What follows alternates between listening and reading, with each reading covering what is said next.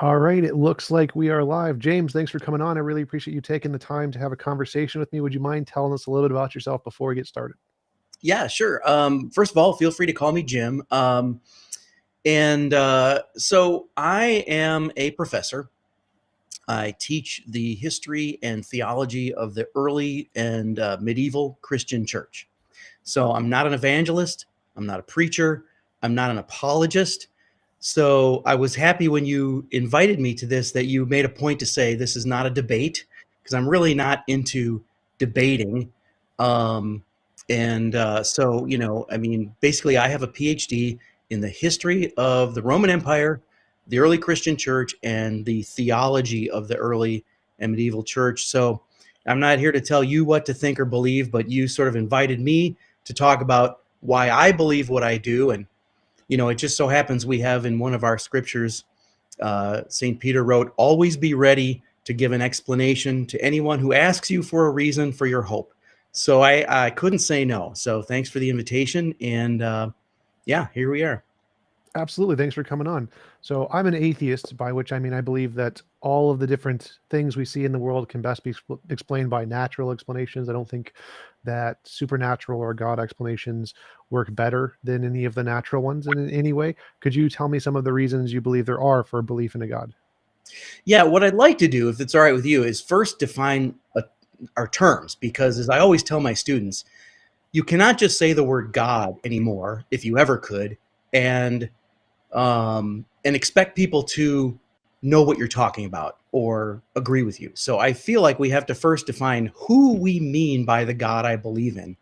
Then I'd like to give you a couple of bits of what I think are pretty solid evidence for the existence of God.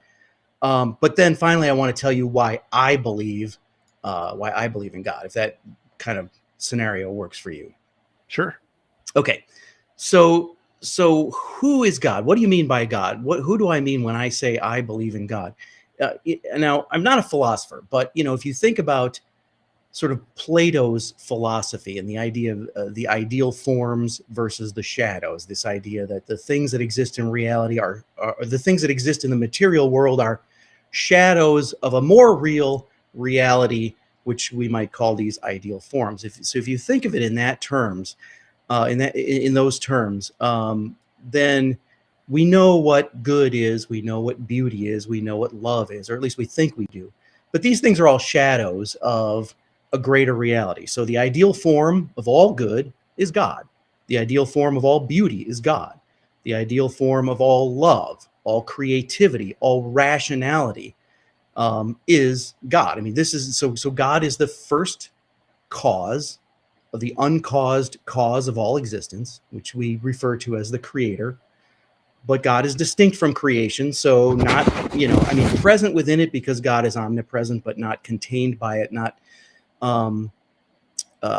limited by it. So and the point of all this is to say right up front, this is not some hypothetical God that we're talking about. We're talking about a very specific God that I believe in. It's the God of the Judeo-Christian scriptures.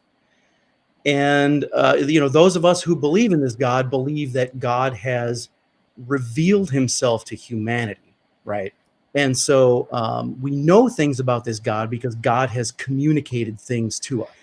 We believe in the God who has reached out to humanity, not some hypothetical deity who is the result of human speculation. And so, there's a lot of mythologies and a lot of different cultures that are sort of, multiple gods made in the image of humans. But that's not what we're talking about. We're talking about a specific God who has reached out to humanity in some very unique ways. So we know what this God wants from us. And, I've watched a little bit of your stuff here before. So, we're not talking about leprechauns. We're not talking about hypothetical deities who demand nose picking on Tuesdays, right? This is a very specific God. And that's important when we start talking about why we believe in God. So, that's who God is. Now, let me give you a couple of pieces of what I think are evidence for the existence of God.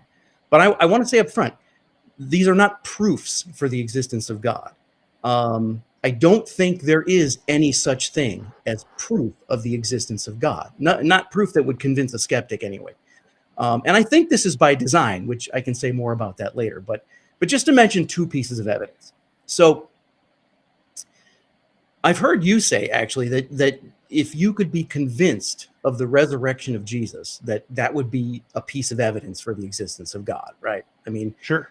yeah. So I do believe that evidence is there for this reason. When Jesus was executed, his followers were scattered and scared. And then something happened to turn them into these bold evangelists who were willing to risk their lives to tell the story of his resurrection. And I believe the only thing that adequately explains that is the resurrection. I don't think you could make up that story because there were too many people around who would simply not believe it because they would know it not to be true. And so ultimately all of that results in the very existence of the church, Christianity, billions of believers in every culture, a church on every corner that stands the test of time. Now, again, I'm not claiming this proves the existence of God. All I'm saying is this. I believe that the existence of the church is evidence of the resurrection of Jesus, and the resurrection of Jesus is evidence for the existence of God. So that would be one piece of evidence. The other one I would highlight, I think, for me, is that I do find the BVG proof convincing, which I'm sure you know what that is. It's The Board Guth Lincoln, yeah. What's that? BGV, Board Guth Lincoln. Yeah. It's named after the three physicists. And again, I am not a scientist, but as I understand it, the bottom line is nothing by itself can go from not existing to existing, or nothing on its own can go from non-life to life without some outside force exerting on it. And of course, that force is God. So I get that there are answers to this, and it's not necessarily always convincing to the skeptic, but I find it convincing. I find that a convincing piece of evidence. So those are a couple of things that I would point to as evidence for the existence of God. We haven't quite gotten to the real reason why I believe in God, but we can get to that. But those are the kinds of things. Somebody asks me for evidence, that's what I would throw out there. So, first question: the Board Guth Lincoln theorem, as I understand it, doesn't actually say anything about like the beginning of everything. It just says that inflation had a beginning. So, like, it doesn't say the universe began to exist. It says that the universe's inflation, the fact that it was spreading, began. So, I don't. Why would that be evidence of a god? Well, I mean, I think it does say more than that, but I that's not my area of expertise. But I think that if you assume that the universe has a beginning, then you have to ask the question naturally.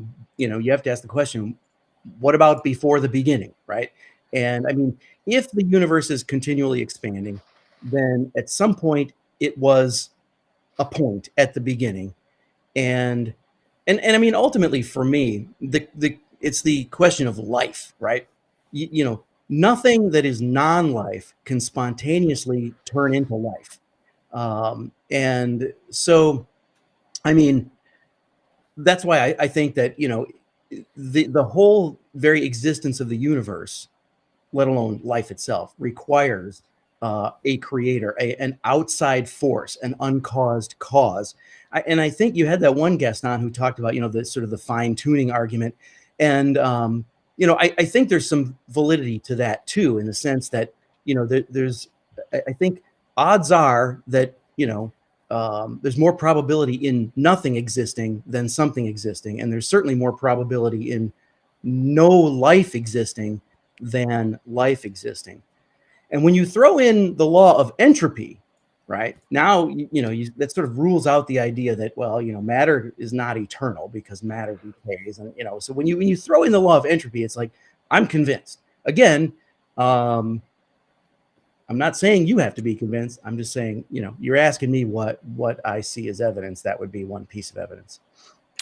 All right, cool. So you brought up a few things there. The cosmological argument, the universe is beginning, the fine-tuning argument, the second law of thermodynamics, entropy, non-life from life, resurrection, and the existence of the church. So I do want to start with the BGV because I don't usually get to talk about that one. It's a really interesting topic. So I wanted to show you something really quick. Here. Sure. Keep in mind, I'm not a scientist. Yeah. So, Oh, I forgot. I gotta do there's a button. You gotta press the button at the bottom for the audio, which is weird. I don't know why it does that. It's very weird. Arvin Board, Alan Guth, and Alexander Vilenkin were able to prove that any universe, which is on average in a state of cosmic expansion throughout its history, cannot be infinite in the past, but must have a past space-time boundary. What makes their proof so powerful is that it holds regardless of the physical description of the very early universe. So in fact, the Bohr-Guth-Vilenkin theorem does imply an absolute beginning of the universe. I was working with Arvin Borda and Alex Vilenkin to understand what we can learn about how inflation might have started and how far back it could have gone. And in particular, once we realized that inflation could be eternal into the future, it seemed like a very natural question to ask. Could inflation have also been eternal into the past? And what we found was that inflation could not be eternal into the past. What we basically managed to achieve was proving a theorem which says that any expanding region of space-time that has some minimum expansion rate can only go back so far and not infinitely far. So that means that inflation must have had a beginning. It doesn't really say that the universe must have had a beginning, but it says that the universe could not have been expanding forever up until the present time. So we interviewed by Ashtekar, and in their model they have a bouncing universe, and they said, well, that means the universe could be eternal in the past, and that theorem doesn't prevent that. Is that right? Yeah, that is right. The theorem proves that inflation must have a beginning, right? The universe as a whole, the theorem doesn't say that. It says that the expansion of the universe must have a beginning, right? So, but it opens the door somewhat for alternatives. As we've seen. So that was Alan Guth and Vilenkin, the two of the authors, and they specifically say this doesn't actually say the universe had a beginning. So I find this really interesting because I know William Lane Craig uses it, and it's a thing many theists say, but having actually looked into the theory, it doesn't say that. And so it's a very interesting thing that people bring up.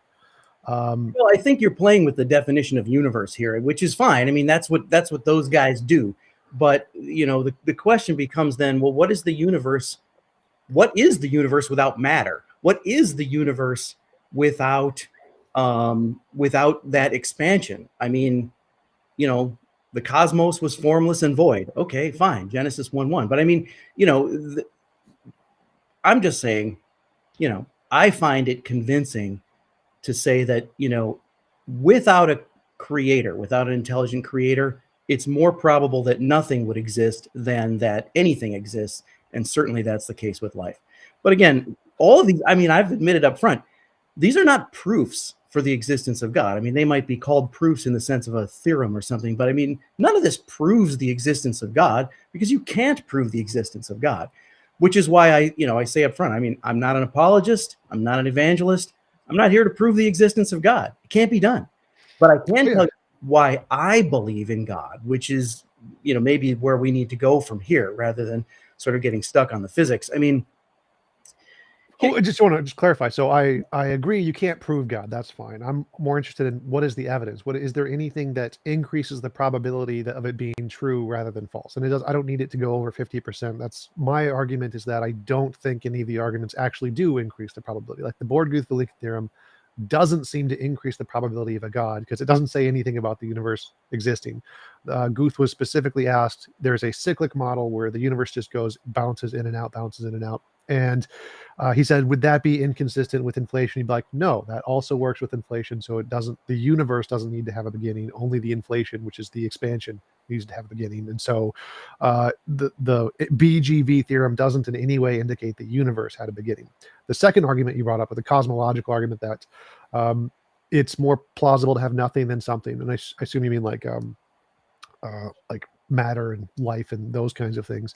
That one's an interesting argument, because I think that um, if we assume that fine tuning is real, like in physics, they agree there is this fine tuning that the probability that particles would exist requires a very specific set of relationships between the physical constants, the gravitational constant, the energy constant, all those different things.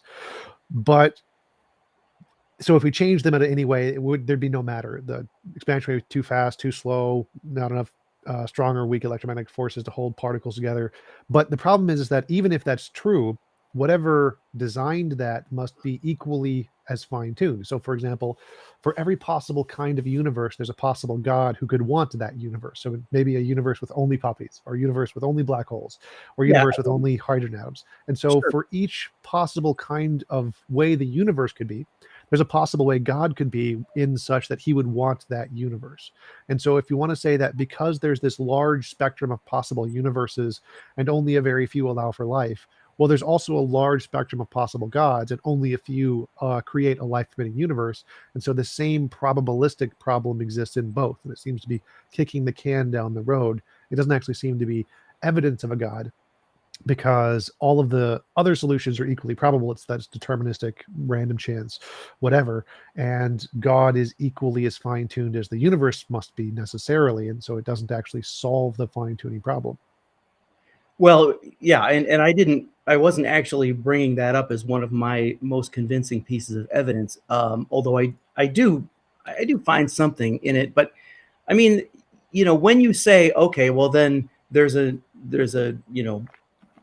infinite number of possibilities for gods who might want something else. This is where we're crossing that line into speculation about other gods. I'm talking about this one specific God who has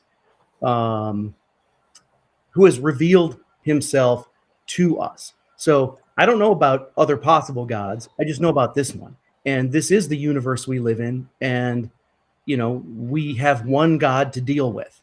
And that's who it is. So maybe, I should just get to sort of the heart of this, because what you're really asking me is, why do I believe in God?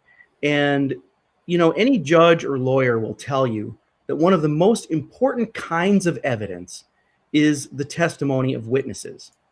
And the bottom line is this: I believe in God because I believe the testimony of all the witnesses. Thousands of years of witness in the Hebrew religion, 2,000 years of witness in Christianity. I believe that God has reached out to humanity in various ways, and that there are so many witnesses to this revelation of himself that you can't count them all. And many of them left written records, which I can read, and I do read them. So in addition to what's in our Holy Scriptures, the Bible, there are hundreds of thousands of pages of testimony by, the early Christians and the medieval Christians, etc. So I believe the testimony of the witnesses. Now, here's the important piece of the puzzle, because it's sort of easy to argue, well, there's a lot of books out there, there's a lot of myths out there. Why this? And here's the reason. I believe the written records of the witnesses because when I read them, their experience rings true for me because it's consistent with my own. In other words, I believe the witnesses because I am one of them, because my own experience tells me that God exists. And so when I read the wisdom of these thousands of years of people in relationship with God, I read that and I say, yes, that's true because I know it to be true because I've experienced that as well. I mean, look, I live in Florida. I live in a place where I'm surrounded by palm trees, right? There are palm trees in my yard. I drive down the street and the streets are lined with palm trees. But imagine if a person who lived his whole life in Alaska, who never had TV or movies and never saw a palm tree, imagine if he tried to convince me that palm trees don't exist. I know from my experience that palm trees do exist.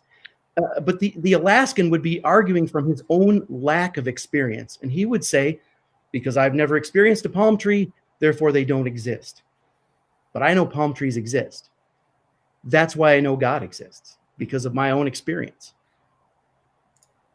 Okay, so a few things there. Like I find all of the points you brought up very interesting because I don't understand why Christians see them as evidence, or why theists see them as evidence, like the BGV. I don't understand why they see that evidence. That's why I think it's interesting to talk about, because to me, it doesn't seem like the conclusion of that is there is a God, or that it even indicates a higher probability of a God. And so I like going through all the different things you mentioned. I think they're all really interesting arguments. If you want to start with the testimony one, I think that's the most important. To me, I don't see, like in a court of law, you brought up a court of law, testimony that UFOs or leprechauns or unicorns or miracles or magic all get thrown out. They're just immediately thrown out. Like, doesn't matter what your testimony is, doesn't count, because there's no precedent is the legal term. You don't have any precedent for these kinds of things. It's not allowed in a courtroom. You have to have some kind of a legal precedent to say that this is a actual thing in the world before it's qualified, because of witch hunts and all the other court cases we've gone through that show that they are not real. And so in order to... Sure. This is not Miracle on 34th Street. I mean, we're not trying to prove legally that God exists. What I'm saying is this: if you're accused of a crime, and you go into court and you say to the judge, I can produce 1,000 people who will testify that they did not see me commit a crime. The judge is going to throw that out, because you can't witness to nothing. You can't witness to a negative. But if there are witnesses to the crime, that's evidence for the existence of a crime. So the Christian witness is witness to an event. Witness, it's evidence in favor. Does it prove it? No. But it is evidence in favor of the Christian truth. But you can't go into a court and say, well, because I've never seen this, therefore it isn't true. Right? Oh, right. I totally agree. I want to clarify that. If you go into a courtroom and say, I saw a unicorn or a leprechaun, that would be thrown out. It's not evidence. So evidence in testimony only counts if it has an empirical basis. Testimony for things that don't have an empirical basis don't count as evidence. What if thousands of people over a course of thousands of years testify to something? Wouldn't you have to take that into account? I mean, no. The sheer number of witnesses. Because that happens all the time. Like, we have thousands of eyewitnesses of UFOs, or we have tens of thousands of eyewitnesses of UFOs, thousands of eyewitnesses of the Loch Ness Monster, thousands of eyewitnesses of Bigfoot, hundreds of thousands of eyewitnesses of ghosts and spirits, millions of eyewitnesses of homeopathy working, tens of millions of instances of miracles in Hinduism. The number of eyewitnesses is completely irrelevant. What matters is because we know that the psychological state of humans is such that we have thousands of fallacies, biases, illusions, delusions, misconceptions, etc., that unless there is some independent way to verify this thing is real, the testimony on its own doesn't count. It does count for things we've already verified are real. So if you said, I saw Bob kill James, that's perfectly reasonable. If you said, I saw a dog, that's perfectly reasonable. If you said, I saw a unicorn, or I saw a leprechaun or a ghost or magic, all of those are going to be instantly thrown out. So testimony, and this applies into law and history, testimony is only counted as evidence if it has an empirical basis of something we already know is real, independent of our minds. Right, but you're pushing the analogy too far. We're not really talking about proving this in court. But here's what I'll agree with you. Here's what I'll agree with you. I will admit the great human capacity to imagine things that aren't real, if you will admit the equally great human capacity to live in denial about things that are real. Sure. I mean, there's flat earthers still, so that's clearly the case. So I mean, the fact that people refuse to believe in something is also not proof that it doesn't exist. Sure. Yeah. I totally agree, but I think that the question is it reasonable to believe based on testimony? And I don't think it is. I think that because we know, like, my argument here isn't that we're trying to prove God in a courtroom. My argument is the reason courtrooms don't count this as evidence is because it's not reasonable to believe in a court, and it's not reasonable to believe for a person either, because this isn't a good way to differentiate imagination from reality. It could be the case that somebody saw UFOs, but should we believe it? No, it's not something that someone, even the person seeing it, should be justified in believing. They'd be more rational to conclude, I probably had a delusion or a communal reinforcement experience or a bereavement delusion. The fact that these things are well documented and have lots of evidence are more plausible explanations of all of these experiences than it actually saw a UFO or God or miracles. Well, but again, we're not trying to prove this in a court of law. I understand what you're saying about what evidence is admissible in a court. And remember, what I said was that the testimony of witnesses is one thing, thousands of witnesses over thousands of years. But the reason why I believe their testimony is because it rings true with my experience. So at the end of the day, my number one reason for believing in God is my own personal experience with God in my life. That's really the bottom line. And I can never give you my experience. You would have to have your own experience. There's no way that I could even demonstrate, let alone prove this to you.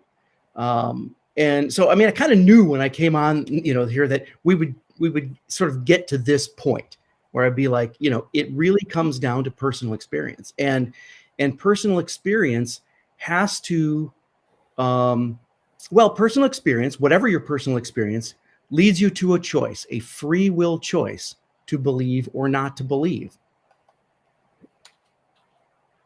Sure. So I would say that if I had an experience of God, I probably wouldn't believe, because I think it's not rational to believe my own personal experience if it's of things that don't have an empirical basis, because it seems like all the evidence we have shows that personal experiences of imaginary things is very, very common. And so it's more evidentially likely that if I have a personal experience of a miracle, it's more likely a figment of my imagination until I can provide some kind of independent way to verify that it actually occurred, like novel testable predictions. So if I have an experience, or if anybody has an experience of UFOs, do you think that person is rational to believe in UFOs just because they had the experience, or do you think they should be skeptical and wait for some kind of independent evidence before they were rational to believe in UFOs?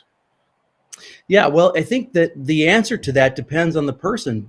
Some people are more skeptical, and it would take 4, 5, 6, maybe 10 UFO sightings before they started to believe.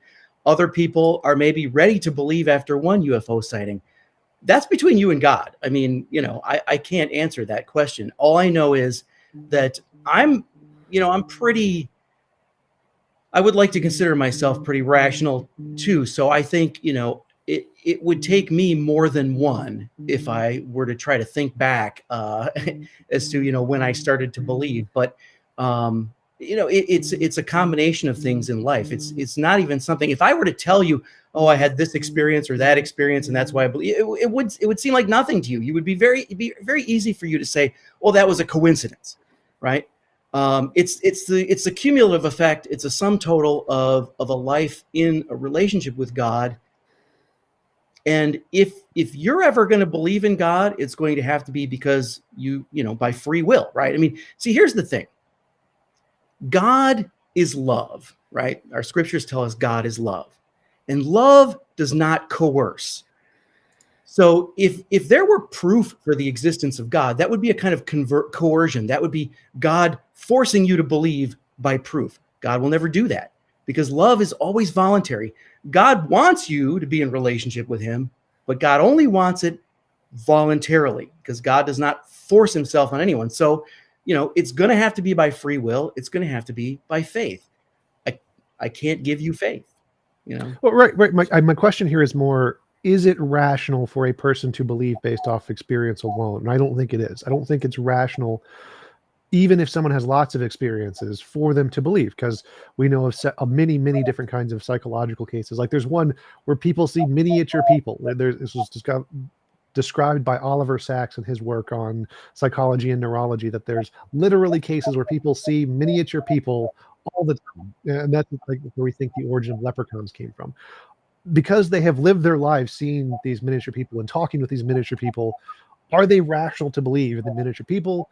I would say no. I'd say that in order to be rational, you need more than the personal experience. You need some way to verify that experience is more than just a product of your mind. And so for me, I don't think it's rational to purely believe on personal experience. I think you can, like, if it makes you feel good, I think that's fine. I think it's perfectly fine to believe something because it makes you feel good or because you trust it. But I don't think it's rational. I don't think it's rational to believe just because of personal experience, because we know how unreliable personal experience is. To me, it seems the rational conclusion is to say, okay, that's probably a product of my mind. And if I want to rationally believe, I would need something more than that. But here's the thing.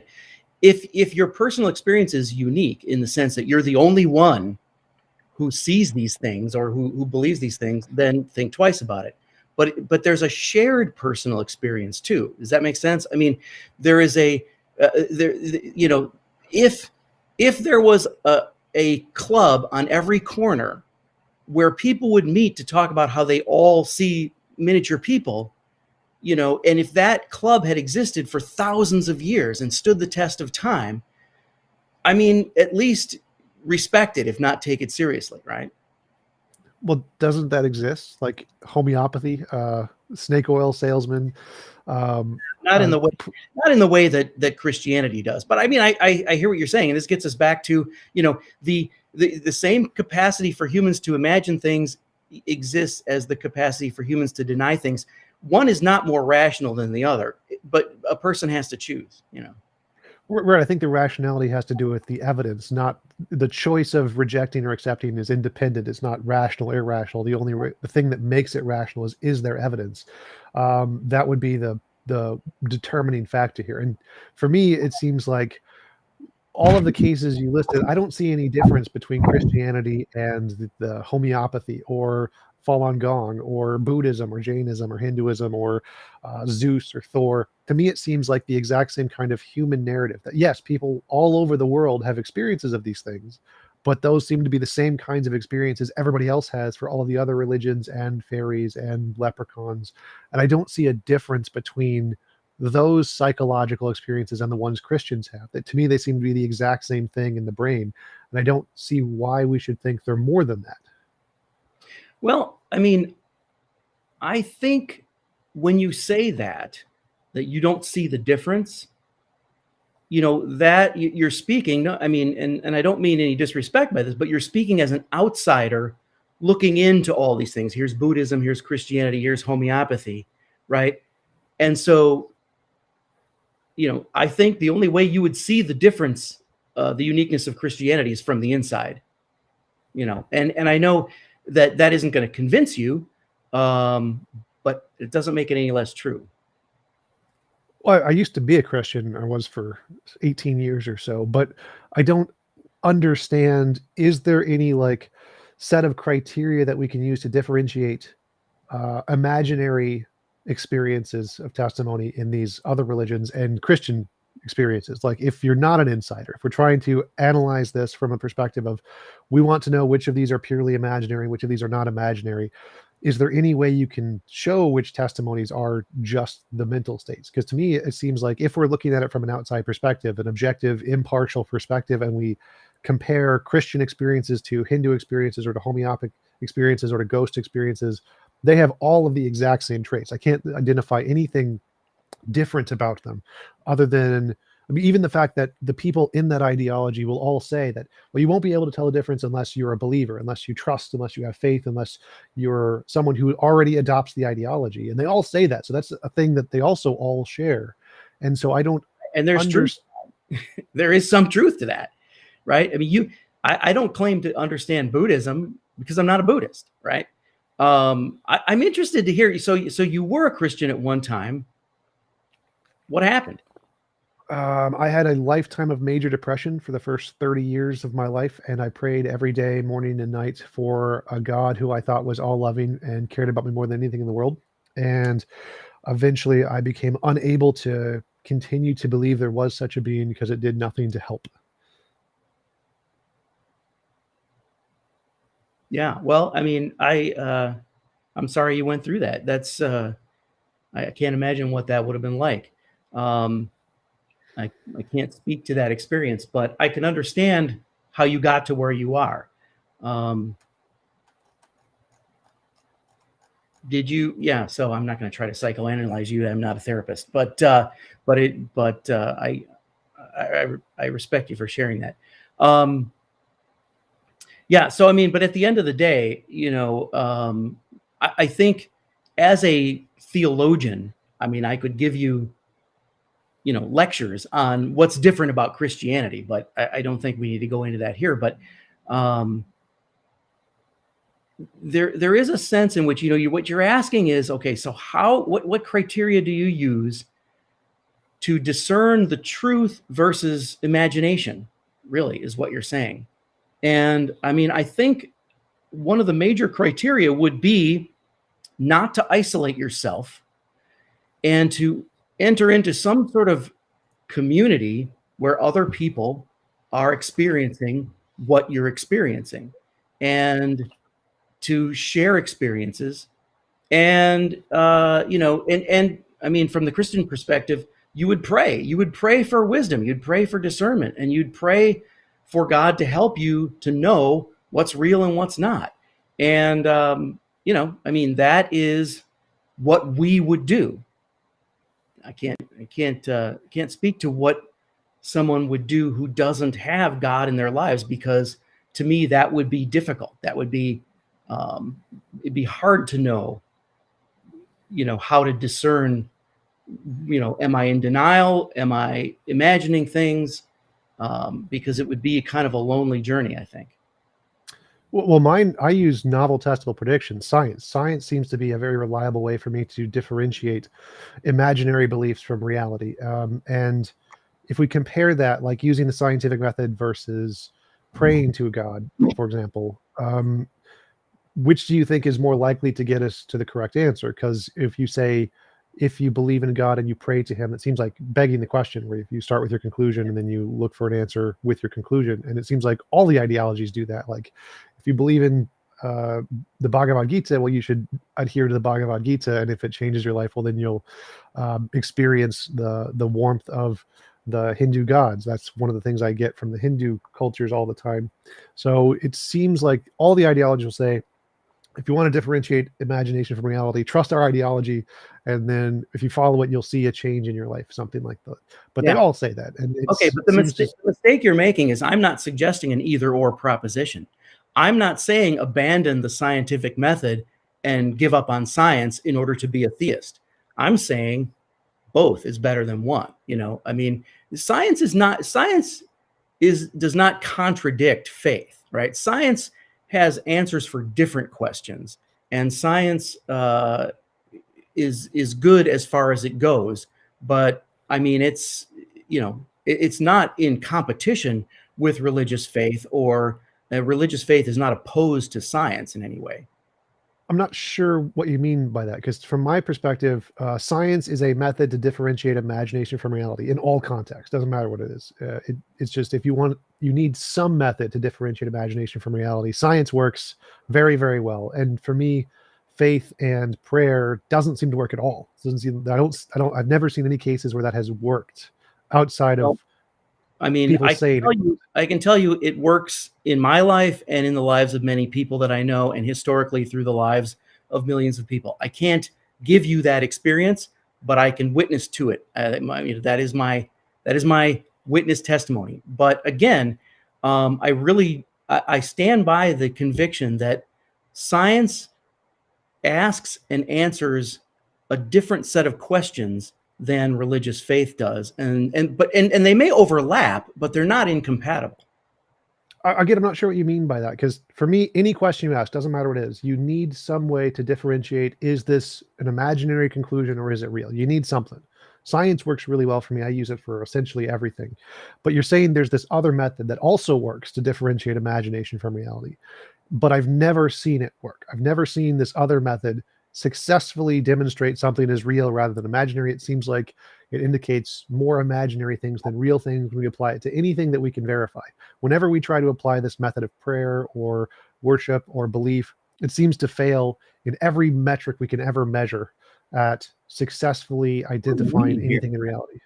I mean, who's What? we here? Because I would not agree with that at all. It doesn't fail, but it takes. Well, I mean, I'm not gonna sort of try to teach you about Christian spirituality. I mean, that's not really why we're here.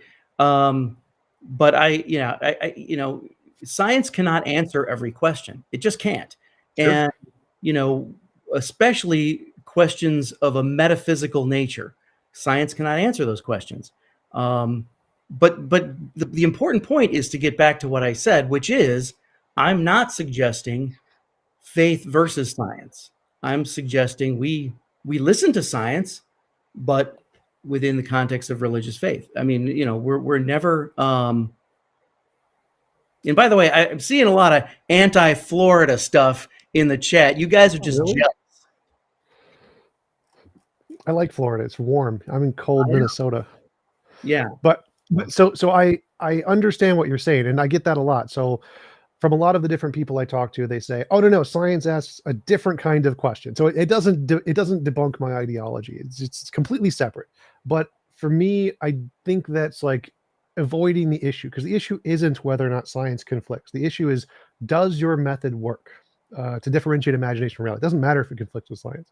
And so if we try to verify your method, we have to verify it with something we know that works, which is science. We know science works. So like when we try to do prayer studies, the Templeton Foundation, massive Christian $1 billion foundation, has done dozens of prayer studies to see if prayer actually works. They all fail, all get like no results. That's ridiculous. You came to me and said, we're going to do a study to see if prayer works, I would laugh in your face. It does. That's not how it works. I mean, is there any way to verify that it does work at all? Like, how do we verify it works? That's the point, because if we could verify it, that would be proof. And if there were proof, it wouldn't require faith. Now, look, we live in a world with paradox, right? So if you want the virtue of courage, there has to be danger. You want a world without danger, you're going to have a world without courage. If you want the virtue of faith, there has to be mystery. If you want a world without mystery, that would be a world without faith. So for whatever reason, God in God's wisdom has chosen to create a world where we don't have all the answers. But not having all the answers is not proof of the non-existence of God, right? It just shows that there's mystery in the world, which means if you're going to believe, it's going to have to be voluntary, by your free will, not because you were coerced by proof. But doesn't that just admit that it doesn't differentiate imagination from reality? Like if it can't show that, not in a scientific proofy sense. I mean, no. If you want me to tell you how I can convince you of a way that I differentiate truth from imagination, can't be done. Can't be done. It's in my spiritual life, and this is my experience along with billions of other people. We've all had the same experience. We can't give you our experience. We can only testify, witness to it. Well, that's the question. I think that was the question I'm asking. How do you differentiate imagination from reality? For me, it's pretty simple. I can say, if I want to say something is true about reality and not my imagination, then I can build a model. And if it can accurately predict the future, that's a good reason to believe that the model corresponds to reality and not my imagination, because my imagination is bad at predicting the future. So I can give a very concise, effective methodology to differentiate imagination from reality that works extremely well. And we can test this against science and say, yes, this works extremely well. It gives us the correct answer with a very high degree of certainty. And so anything that can pass this test is rational to believe it is not imaginary. But if you say you believe based on faith, then faith can't do that. Doesn't that admit that it can't differentiate imagination from reality? Or is there, because there could be other methods. Like, I'm not saying science is the only necessary method to do this. It's just the only one I know of. Is how do you show to yourself that faith does differentiate imagination from reality, as opposed to just being imaginary? Yeah, well, I mean, it's partly just personal experience over time, what plays out, what turns out to be true, and it's partly the shared experience of the church, right? So no, it doesn't rule out discerning reality from imagination. It only rules out me being able to prove it to you. I'm more interested in you proving it to yourself. So like if I wanted to prove something to myself, I would say predict the future. If I can accurately predict the future, then I would be rational to believe it. But if it's just something that we know, you're like asking too much. You predict the future. I mean, nobody can predict the future. I understand that, science has prediction models. I get that. But you're, you're asking for me to be some sort of, medium or something like that. I don't know. It just doesn't work that way. It's like, well, just to clarify, like if you said, I mean, the Bible tells us, don't test God. Don't do it. Just don't, you gotta, so yeah, no, it doesn't work that way. I think, to clarify, when I say predict the future, like Oh, one second. Just want to, sorry to interrupt, but if Yeah, like go predict ahead. the future, I mean, if we die and go to heaven, that would be a prediction. That would be a successful prediction. So that would be good evidence of a God. Or if Jesus predicted he'd rise from the dead, or there's that one thing in Ezekiel where God says if you put a cloth in water and pray to him, it'll burst into flames. That would be a great prediction. So predict the future doesn't literally mean psychically know everything that's going to happen. It just means like scientifically the asteroid will come around every 500 years or something. Like that's good enough. So it's not like as Sure, but that's precise as what you're saying. yeah. No, I mean, you're trying to apply the scientific method, which by the way was invented by a Catholic. You're trying to apply the scientific method to something that is not science. It's just not. It's metaphysics. You know. Well, scientific realism is the consensus among scientists, which is a metaphysical position. But the point here is that if you have no way to differentiate imagination from reality, and you can't measure whatever method you're using against something we know for a fact works, then that seems to be admitting that your method doesn't work, because it seems like we can't compare it to the things we know work, and it can't work in any other way that we can verify, which seems to be just like isolating it from any kind of falsification. It seems like, nope, I will not allow this to be applied in any way that we could actually show it could work, fail. What do you mean by works? What, like, you keep getting back to this, like, does it work? What like, what's your criteria for defining whether something works? Can differentiate imagination from reality. What if that's not really the most important thing? I don't know what you mean. Well, like it's not the most important thing. I think happiness is the most important thing. So if you're gonna forego verification for happiness, I'm all for it. Go for it. I believe I am the smartest person alive. I don't care if there's evidence to the contrary. It makes me happy. That's fine. So I don't think it's the most important thing, but I think it is the most rational thing. If you want to have a rational belief, that's the way to do it. If you don't care about having a rational belief, then it's fine. I don't think it's the most important thing to have rational beliefs. But if you do want to have a rational belief, then you need some method that can differentiate imagination from reality. I think that's just like the definition. I think you're limiting your scope with these sort of criteria of rationality and what works. I mean, I don't agree that personal happiness is the most important thing. I think, obviously, I would say loving God and loving your neighbor are the most important things. But personal happiness, if it comes at the expense of other people, is not the goal here. So I'm not advocating something where we could just sort of live in an imaginary world as long as we're happy. That's not what I'm saying. But I really think you are sort of like you're sort of limiting your scope by talking about what's rational and what works, and you're using these terms in very sort of scientific definitions. And the interesting thing, I mean, look, you and I both live by faith. We both live by faith. You put your faith more in science than anything else, and I respect that, but it's not what I do. I put my faith in my religion and in my tradition and in the revelation from my God as primary. I can't give you the insider's understanding of that in 1 hour or whatever we've got. Well, but just clarify, like, if you mean if I'm putting my faith in science and you're using the same kind of faith I'm using, then you're just using induction. So we can't be using the same kind of faith here, because my faith is induction. It's novel predictions and future success. And so if you're calling just induction, what? That's not how I define faith. I mean, faith is not simply believing in the truth of something, but entrusting your whole life to that. And in that sense, I believe you are entrusting yourself to science in a way that I wouldn't. I'm not anti-science, but I wouldn't put that much faith in science. Well, I don't trust my life with science either in that way. Science is just my way to differentiate imagination from reality. So I don't have any faith in my worldview at all. There's none. I don't do that.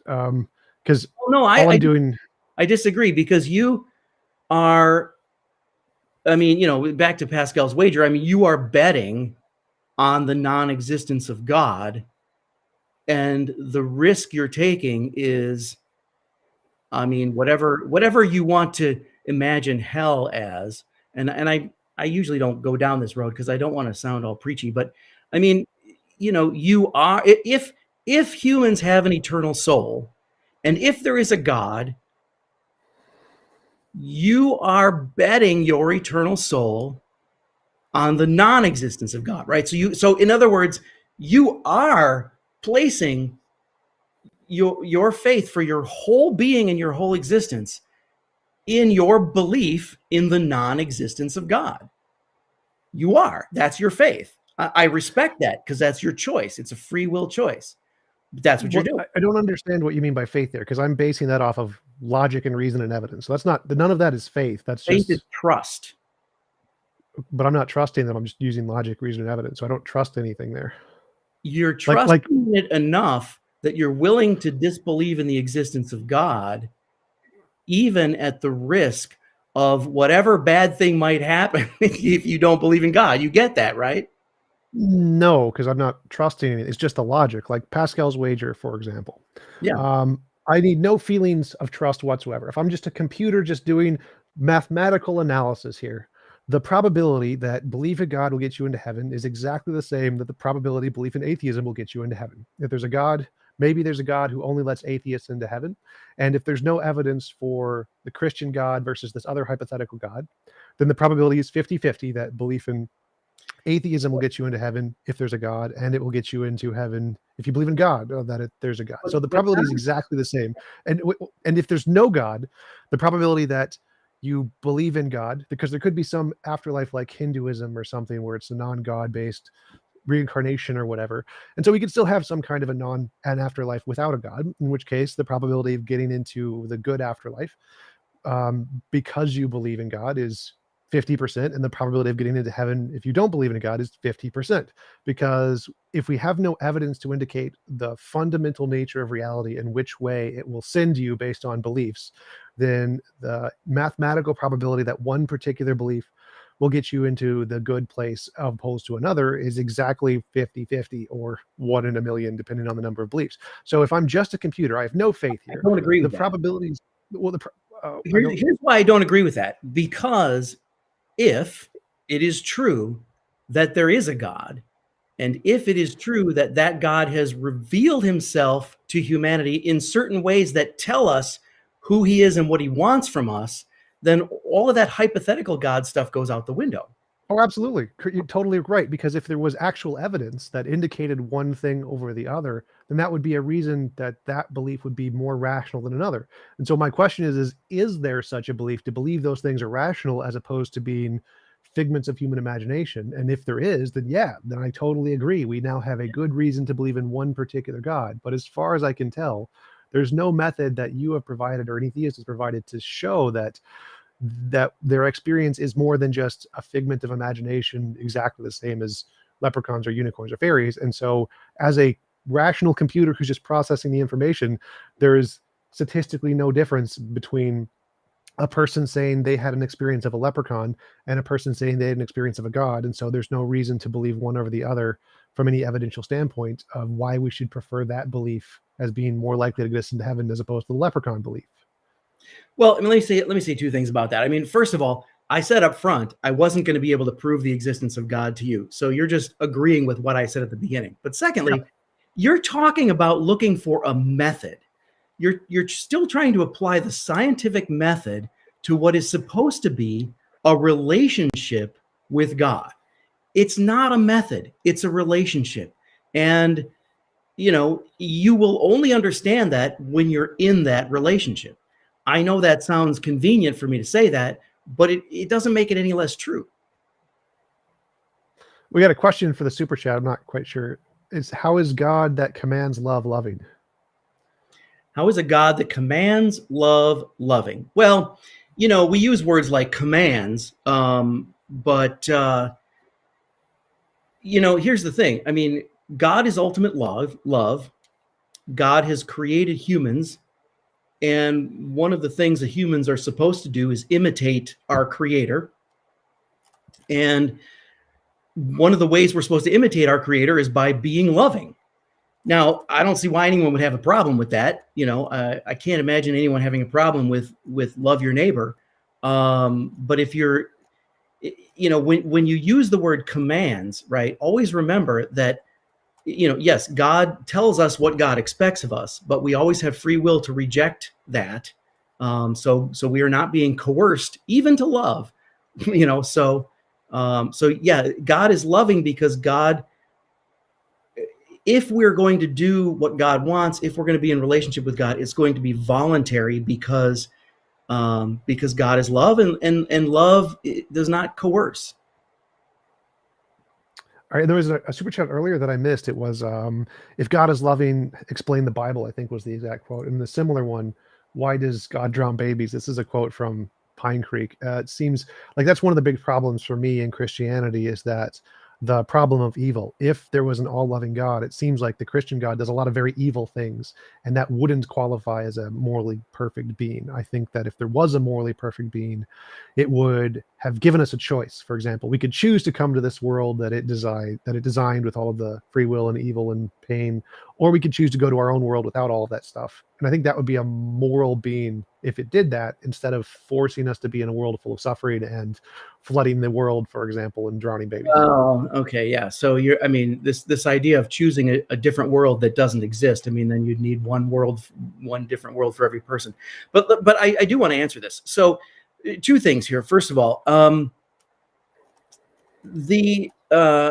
you have to understand about the scriptures is that these are, while they are revealed by God, they are also written by humans. And so if, for example, the Old Testament says, God wants us to drown babies, it may not actually be the case that God wanted them to drown babies, but they are describing their experience of feeling like God wanting them to drown babies. So especially that's the case with the Old Testament. So that's specifically referencing the global flood where God did the drowning. Oh, yeah. Well, yeah, the flood. That's an interesting question. This is interesting because I've got a book coming out in the fall exactly about, like how we're supposed to read the Bible, what it is and what it isn't. And it might be interesting to come back and have another whole conversation specifically about the scriptures and what they are, what they aren't, and how we read them. There's a couple different approaches to the flood, but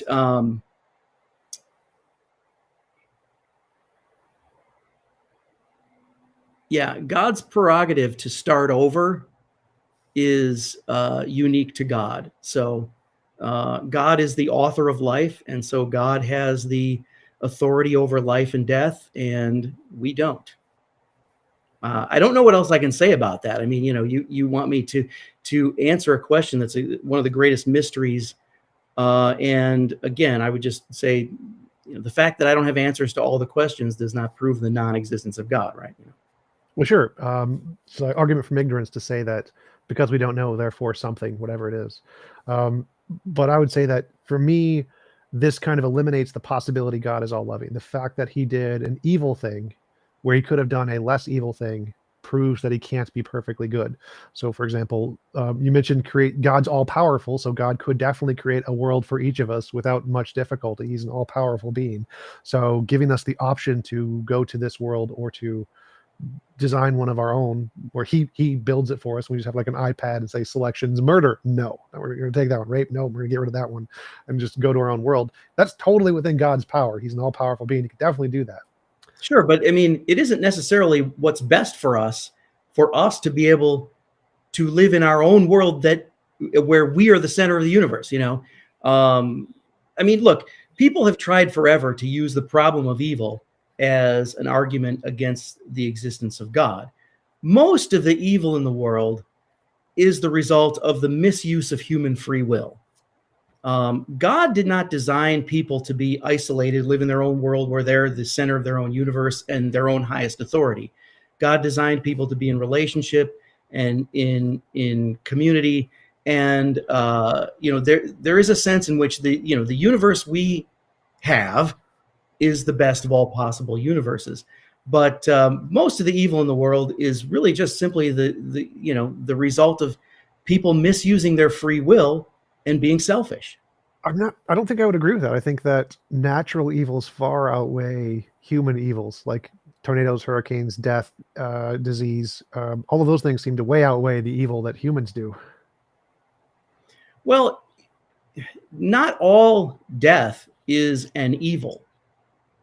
I mean, um, again, from the Christian perspective, death is the doorway into a more full life. So, you may not believe that, but you're defining evil in a certain way that I wouldn't necessarily agree with. Well, But would that I don't believe, but I also don't agree with you that sort of natural disasters outweigh evil that is the result of human free will. I think by far most evil in the world is the direct or indirect result of what we would call sin, the misuse of human free will. Yeah. So I think I would disagree there. I would say that even if there was an afterlife, like if I punched you and then gave you $1 million, it would still be immoral for me to punch you, even if you got a really good reward afterward. It's still a bad thing to do the punching. So if God kills people without their consent, drowning them, hurricanes, tornadoes, whatever, aging, I still think that is immoral, as opposed to God just being like, "Hey, would you guys want to go to heaven? Option A, choose. I won't kill you. It's up to you." That would still be significantly more moral from my perspective than killing them without their consent, the punching in the face part. Yeah, but at the end of the day, if you get to decide what's good and evil, that makes you God. Well, yes, I'm not deciding. I think I've discovered. I think I'm a moral realist. Most atheist philosophers are moral realists. So they believe there is an objective morality, and drowning babies, for example, would be of the most likely to be immoral things. Seem based on all the evidence we have, that seems to be definitely not one of the moral things. Yeah. Well, I mean, it's very easy to just say, "What about the flood? What about the flood?"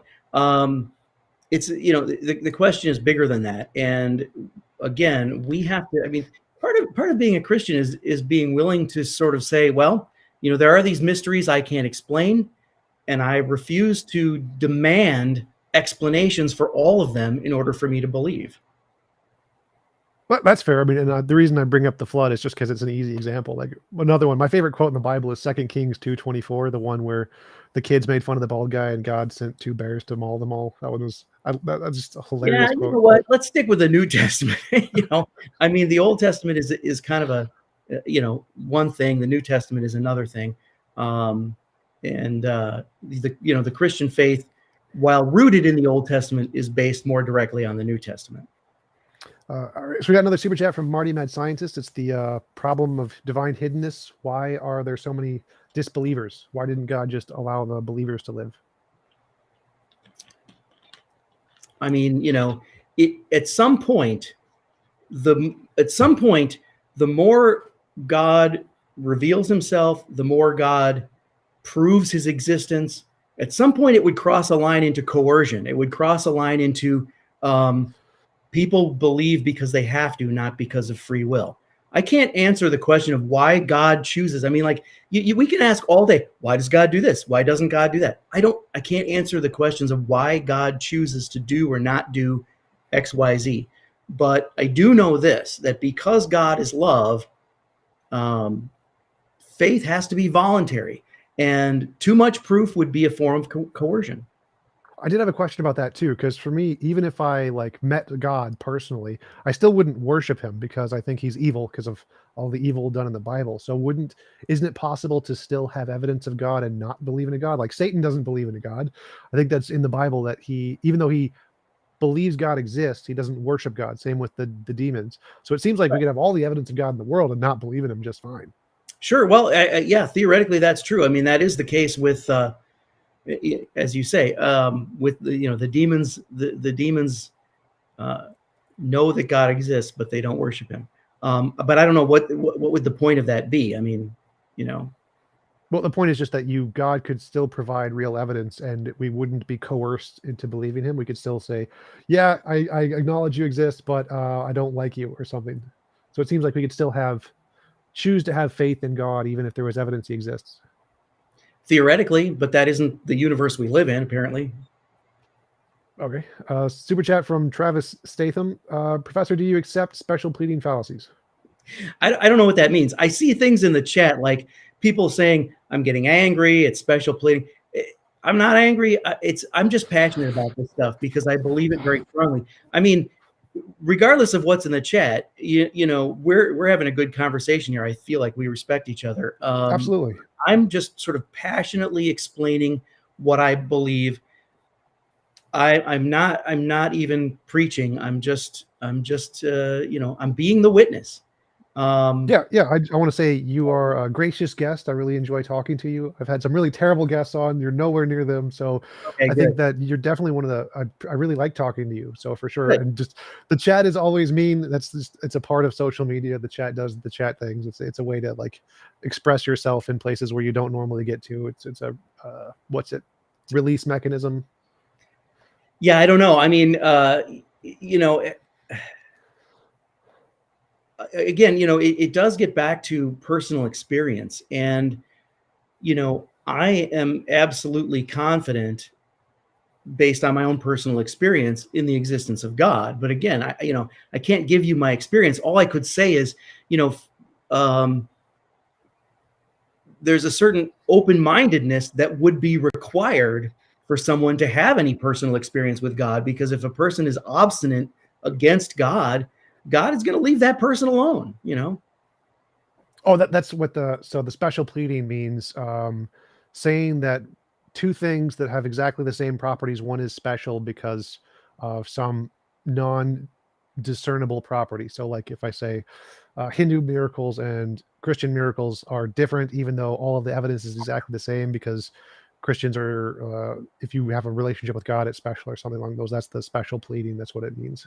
Well, you know, all I'm saying is, you know, we could talk theologically about the nuances of the differences between different faiths, but the bottom line is, you know, the Christian experience is different because I've had it. You know, I have not had the Buddhist experience or the Hindu experience. I have the Christian experience. That's my testimony. That's what it is. I mean, I'm, you know, all I can do is witness to what I've experienced. Do you think that the Hindus and the Buddhists are rational for believing in their gods because they've had the personal experiences? I can't answer that. I from what I've read of Buddhism, I have real respect for it.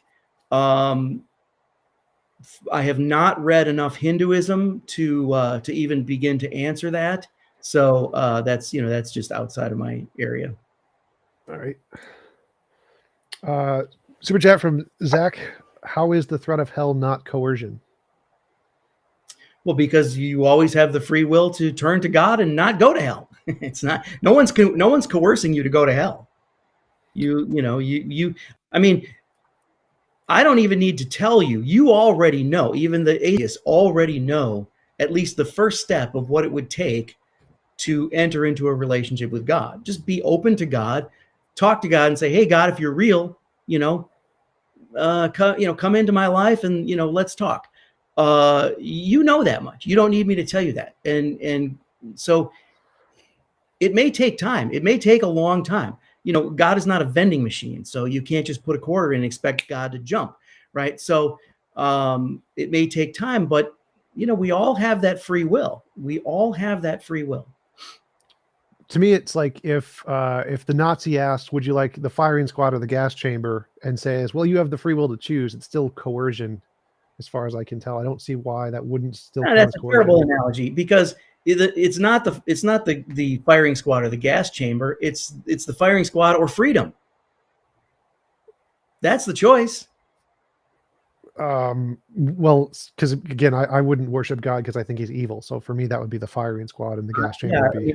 Okay, so I hear you saying that, but all I can say is, from my experience and the experience of billions of other Christians throughout history, God is so much the opposite of evil. I wish I could express it all. Well, sure, but so from our perspective, from the atheist perspective, it seems like God is the Nazi saying, pick the firing squad or the gas chamber. And if we really had free choice, we could just say neither. I'd like neither of those two, please. And so the fact that he's giving us a choice between two things we don't want doesn't seem to be a choice. It seems to be coercion. It seems to be something that's forced on us. I don't think that's logical, because for free will to be free, it does not mean that you have to have unlimited choices, right? I mean, if God were to say, pick a fruit and here's a basket of all apples and that's all there is, well, that's not free will. But if you can pick a fruit from hundreds of different fruits, you don't get to say, well, because there aren't an unlimited number of fruits, that's not free will. No, it doesn't have to be, on your terms for it to be Oh, right. free will. I totally agree. So free will is, you can have free will even if in the gas chamber firing squad you still have free will. The problem is it's coercion. So you still have free will, but you're coerced to do. No, I don't think one of so. them. I think in that analogy the choices are limited. But I mean, that's that. I don't think that's a good analogy for what God offers us. All right. Super chat from Charles. Other than thoughts and feeling, how does God interact in our shared reality? Does he still control the weather or anything else? Yeah, by the way, so the super chat, $5. Like, do I get $2.50 for answering that question? How does that work? No, No, you I'm can kidding. get a negative 250 if you can like owe me money. That'll work. No. How does God interact in our shared reality? Yeah, I mean, it is a subjective experience, so it's hard to explain. There obviously are thoughts and feelings, to use your quote. There are worship experiences. There are answered prayers. There are relationships with other people in which we feel the presence of God. So God interacts in my reality and in my shared reality on a daily basis to the extent that I continually welcome him into my life and have an ongoing conversation with him. And does he still control the weather? I mean, I personally don't believe that God controls every minute thing. Like, is it going to rain tomorrow? I don't believe, God is like sitting there making a decision about whether it's going to rain. I think in general, I think God created the best of all possible universes, and sometimes it rains, depending on the scientific stuff, when the pressure and the water and sometimes it rains. Sometimes there are tornadoes. Sometimes people get in the way of those tornadoes. God didn't decide to make a tornado that might hurt people, but in this universe in which we live, those things do happen. I love that. Get in the way of the tornadoes, the tornado chasers. They get in the way of the tornadoes. All right. Question from Trude. Do you believe that the Gospels were written by direct witnesses to Jesus' life, that it was Matthew, Mark, Luke, and John who actually wrote the texts? Yeah, great question. And this is actually, now we're in my realm. This is my area of expertise. So I do believe in the traditional authorship of the Gospels, and there's hard scientific evidence for that, which means that two of the Gospels were written by eyewitnesses, which would be Matthew and John. Mark and Luke were not eyewitnesses, but were sort of secondary apostles, though there is a tradition that Mark was among Jesus's circle of disciples, but we can't prove that. What's your position on, like, Bart Ehrman specifically says none of the Gospels were written by eyewitnesses. They were written down 40 years later. These guys were all illiterate. They couldn't read or write. And since the Gospels were written in Greek, these guys couldn't read Greek anyway. Right. Well, I mean, that's a myth that's been well debunked. So first of all, the Greek thing, there's no evidential reason for believing that even a fisherman could not read some Greek, right? Because they have to go to market, they have to sell their fish, blah, blah, blah. But also what you have to remember is a lot of these New Testament documents were dictated to a scribe. So somebody like, Peter, let's say, does not even have to be able to read and write in Greek in order to just dictate to a scribe who writes it down. So that whole authorship argument is kind of based on a lot of false assumptions. In fact, not that anybody on this chat is probably going to buy my book, but I do have my newest book coming out next week. Has a whole section on the development of the New Testament canon and all of these exact issues, and debunks a lot of the myths. And I mean, and don't get me wrong, I'm not the one who's like discovered why these things are the way they are. I mean, I'm working from previous scholars and the latest scholarship. So but yeah. So a lot of these myths about the authorship of the New Testament documents are convenient myths for people who don't want to believe the content of the New Testament, but they are myths. Gotcha. All right. Super chat from the Kenneth. Is the sense of mystery or claim to faith more important than determining if your beliefs are true? Is the sense of mystery or claim to faith more important than determining your belief? Well, I mean, I think these two things go hand in hand. And, St. Augustine is famous for having first tried to figure out what was true so that he could then believe in it. But he discovered that doesn't work. So then what he did is he said, I'm going to make a commitment to believe and then learn about it. Now, regardless of how, you would prioritize those things, I think they go hand in hand, because by the end of his life, Augustine was saying, look, if your beliefs, if your interpretation of scripture don't lead you to love your neighbor, you're doing it wrong. Right. So, I know you're going to say a lot of Christians throughout history have been doing it wrong. You're absolutely right. That's true. That doesn't make Christianity false just because there are people who have been doing it wrong. Sure, of course. That's always the case. There's people who've been doing science wrong for decades also. So yeah. Super chat from Adam. Chat is horrible. Never read the chat. Good advice. Thank you. Super chat from Locor. How do you explain infinite punishment for finite crimes? Well, okay. So I'll preface this by saying I really can't, but I'll tell you what I think. I grew up in a Protestant denomination. And one of the things I was told is that all sin is equal in the eyes of God. I was taught that in the Protestant denomination. Later, when I actually studied the history of Christianity, I realized Christians never believed that for the first 1,500 years of Christianity. The original belief on this is that all sin is not equal in the eyes of God, and some sins are worse than others. So no, you're not going to hell for tax fraud. You're not going to hell for, small things. I mean, it's a bigger question that we don't have time for now, but God does not punish someone infinitely for, small finite sins. All right. You'd say but not believing in Jesus, that would be one of the infinite ones. Well, that is problematic because the life of Jesus Christ is the primary revelation of God. This is the number one way in which God has revealed himself. So to reject Jesus Christ is in a way to reject God. That's not me talking. That's just Jesus. That's Jesus himself talking about, but so yeah, I mean, I would say, and I'm not here. I don't want you to hear me saying only Christians can, know God, or only Catholics are going to heaven. I'm not saying those things, but I'm saying if you want to play the odds, the best way to be in relationship with God is through Christianity. Does that mean you think non-Christians can get into heaven? I think it is God's prerogative to save whomever God wants, and I would not limit God by saying, that yes or no to that question. You know what I mean? I think there's a very real warning in our scriptures about how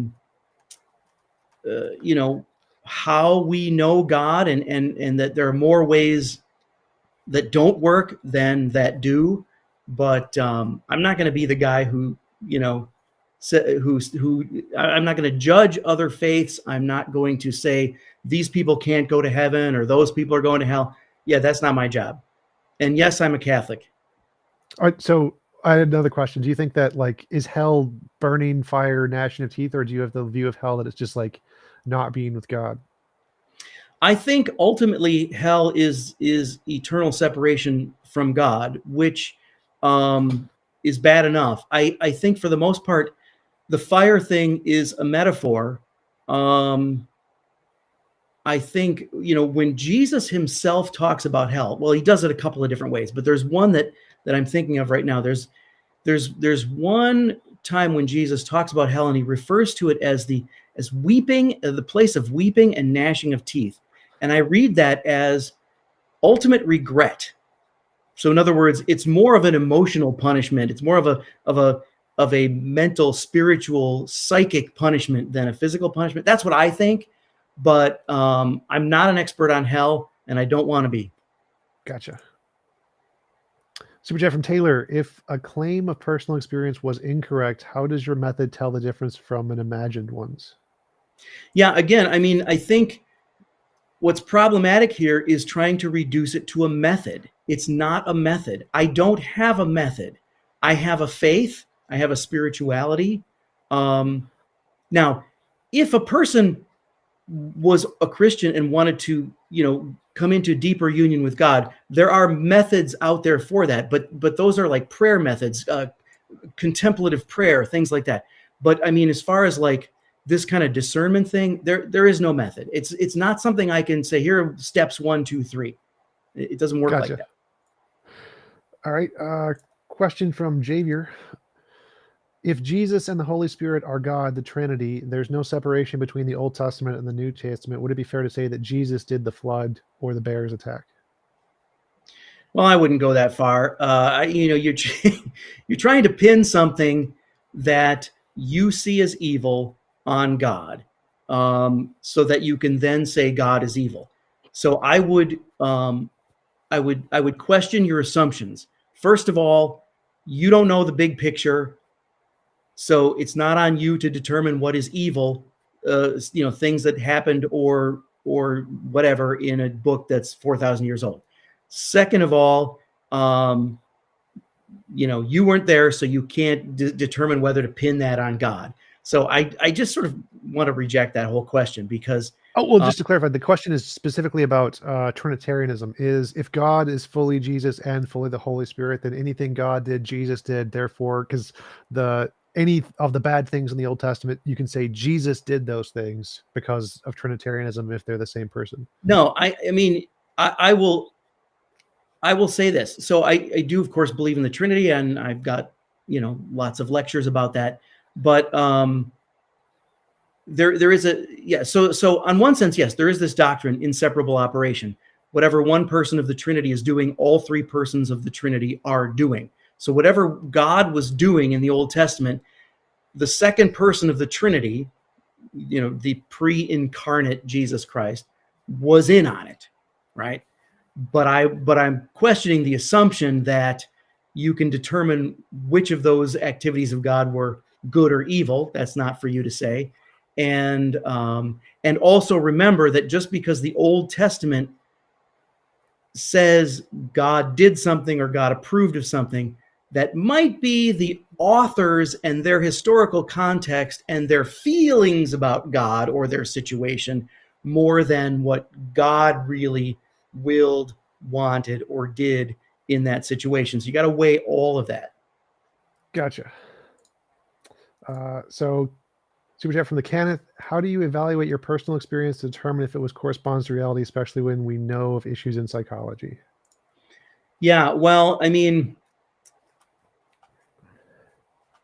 I would say maybe a couple of things. First of all, I compare it to the experience of other people, both now and through history. So if I read about similar experiences in books and the people who had those experiences did not turn out to be serial killers, okay, all right. If I know other people in the church who have similar experiences and they're good people, okay. And, and I'm not, I do know right from wrong, so I'm not hearing voices in my head telling me to do evil things, right? Okay. So it's sort of all of those things, Didn't many Christians end up becoming serial killers too?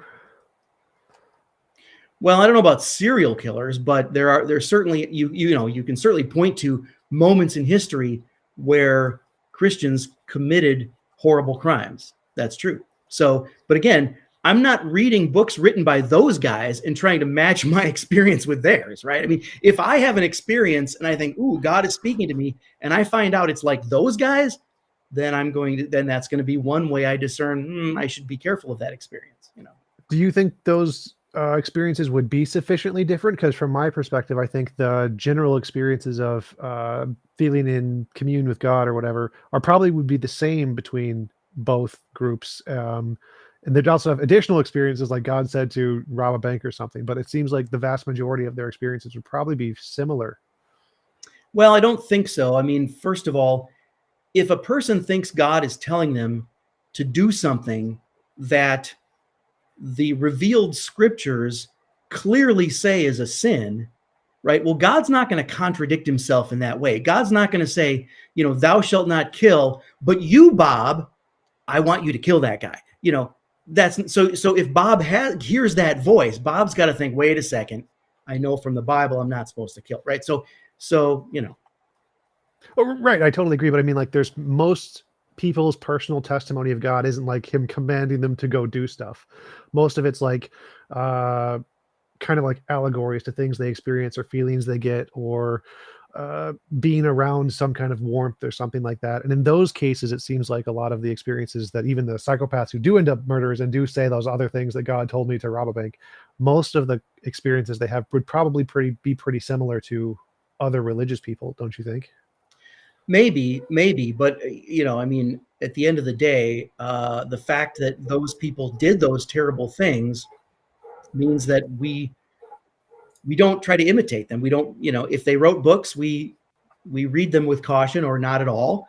And, we are very careful about, making sure we're different from that. I mean, I don't know what else to say. It's you're talking about Christians who commit heinous crimes are in a minority, right? So you're talking about a very small percentage of Christians over the course of history.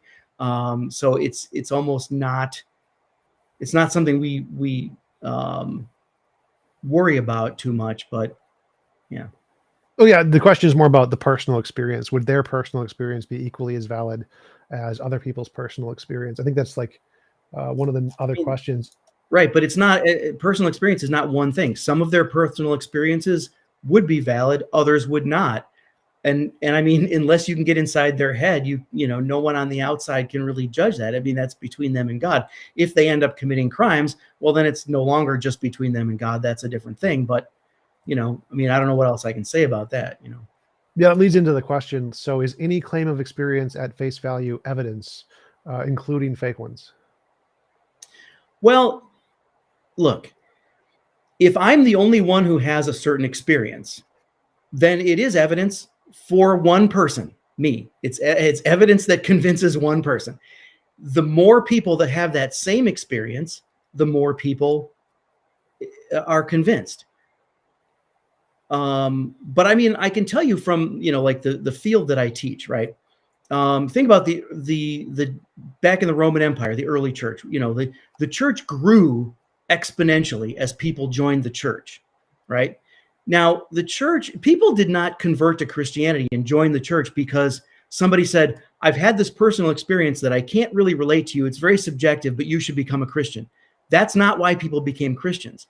People became Christians because the Christians were loving their neighbor, feeding the hungry, helping the poor, caring for the sick, right? They were doing the things that our faith tells us to do. And that was the witness that said, oh, we see what they're doing. There must be a personal experience behind this. And then when the Christians were willing to die for that personal experience, people said, wow, there's something bigger than life here. And people converted to the church and the church grew. And so, I mean, it's kind of like that. Gotcha. Super chat from Harry. How can James have free will when he is convinced there is a God? I think this is a question about what free will is. Like, could you convince yourself the world is flat? Could you just choose to believe that? And I think no, because I don't think there's free will. So it seems like there isn't really free will because you're not able to change your beliefs when you want to. Well, again, free will does not mean unlimited choices, right? So for free will to be free, it doesn't mean that I have to be able to choose anything. Like, you can't say that because I can't fly like Superman, therefore I don't have free will. That's not what free will is. Free will means that I have agency over my own actions and I have responsibility for them, right? So in other words, if I commit a sin, that's on me. It's not on God. God didn't make me do that. I did it. And I have to take responsibility for it. When it comes to belief, right? I mean, you and I sitting here are objective proof that God lets people choose not to believe or believe. And so that's free will. I mean, the fact that I believe there is a God does not limit my free will, right? I mean, you know, I guess you could say that, you know, my personal experience drives me toward belief in God. But if I wanted to be obstinate about it, I could just call it all coincidence and all illusion, and I could choose not to believe in God. I could. I don't, but I could. Gotcha. Super chat from King Tiktaalik. If God cannot violate free will via, how could he have ever interact with humanity? E.g., hardening Pharaoh's heart. Sure, the whole hardening of the hearts thing, that's another mystery. There is evidence in Scripture that God does intervene, right, in people's lives in certain ways. Sometimes even to sort of discipline us the way a parent would, limit the choices of a child by putting up one of those gates so they don't fall down the stairs, right? So yeah, I mean, that's possible, but it doesn't mean that God violates free will in an ultimate sense, but God is God, and God does sometimes intervene in our lives, which is what we want. I mean, if God never got involved in our lives, what would be the point? I mean, this is why we believe in God, because God does get involved in our lives. Well, I think so. The question was, let me just address. Emperor Constantine did not torture and kill anyone who didn't convert. That's another myth. Constantine was actually the inventor of religious freedom. It was a later emperor who made Christianity the only legal religion in the Roman Empire. So don't believe all those myths about Constantine. So what were your thoughts on God violating Pharaoh's free will? I mean, God had God's own reasons for doing that. I don't know. I mean, on the face value of the Scripture, it does seem like in certain cases, God limits free will. I don't know why. Gotcha. All right, super chat from the Canonith. His description of faith sounds like belief for belief's sake. Please don't ask me critically evaluate, but it's true. Worse than special pleading. I mean, what do you want me to say? It's the palm trees again. I mean, it's like, I live in the land of palm trees. If you try to convince me that palm trees don't exist, you can't, right? And I may not be able to convince you that palm trees do exist, but that's not on me to do that. That's not why I'm here.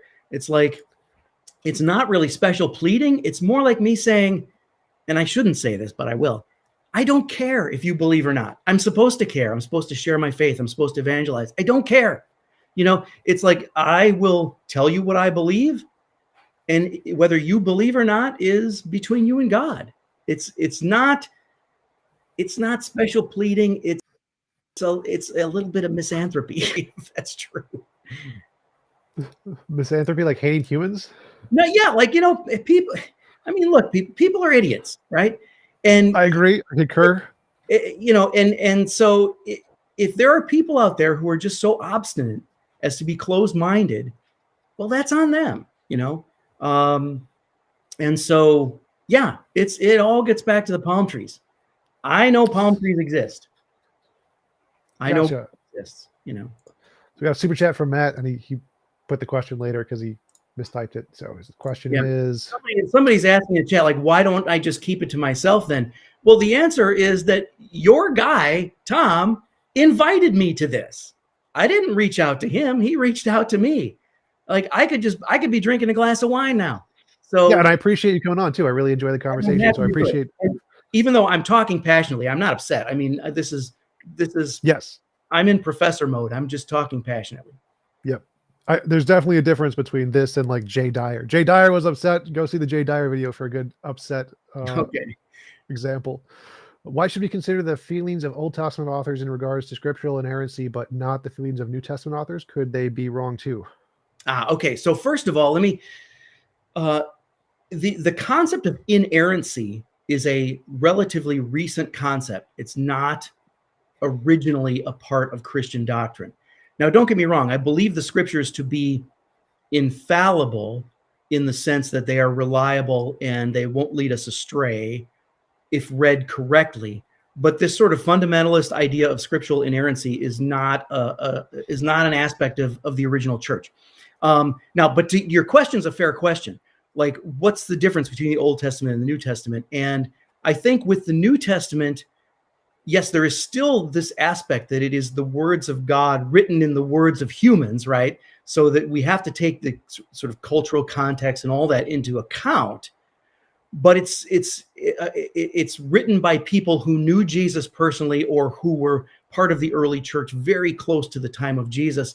And so it has, we read it with more attention to the sort of historical interpretation maybe than we would with the Old Testament. And again, I could go on and on about that, but So like the New Testament authors were closer to God than the Old Testament authors because they had more of a direct connection, and so they're slightly more reliable or something like that.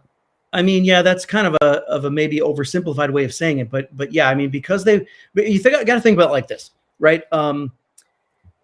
Think of Jesus as like a kung fu master, right? And his disciples are his students, right? And their disciples were their students, right? If you want to get to the true, pure tradition of the kung fu style, Jesus Wing Fu, right? That's where you go, to the ones who knew the master, right? It's kind of like that. Gotcha. All right. Super chat from D6. My religion offers more than Christianity. When you die, you'll become God in your own universe with the possibility to share reality with other gods. Membership $50 a month. Save 25%. So that's an interesting point. Like, would it be more moral to make everyone their own God in their own universe as opposed to subservient? Well, but here's where you're sort of violating your own principle here, because it's not a question of what's more moral in your mind. It's a question of what's more true and what's more consistent with reality, right? It would not be consistent with reality to say everybody gets their own universe, everybody is their own God. You are not God, I am not God, right? So it wouldn't be more moral because it wouldn't be true. Gotcha. All right, and that was the last one. We got this little funny goat symbol from Dima Music. I like that one. So we've been going for about an hour and a half. I want to be respectful of your time. Thanks for coming on. I really appreciate it. Would you want to give a shout out to your book, your upcoming book, where people can find it? Yeah, sure. So this is it's called Reading the Church Fathers. It's coming out next week. It's already on Amazon. And basically, when I talk about like reading the testimony of the witnesses, that's what this is all about. I could also tell people about my YouTube series, The Original Church. Go to whenthechurchwas1.com, whenthechurchwas1one.com. That's my YouTube series on the original church. And my books are all at drjimsbooks.com. That's my Amazon author page. So drjimsbooks.com. Awesome. Thanks again for coming on. I really appreciate it. And I'll talk to you later. Okay. Well, maybe we can do it again sometime. Absolutely. All right. And you can just close the screen whenever. I'm going to start the after show and start talking to my audience. All right. I will figure out how to do that shortly. Thank you. Yep, thanks again. Talk to you later. All right, guys. After show time. Let's close that one. Go to Discord. Captions. Discord.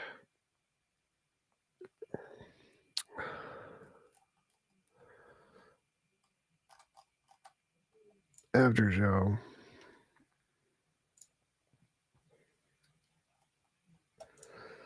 http:/discord.io/TJump.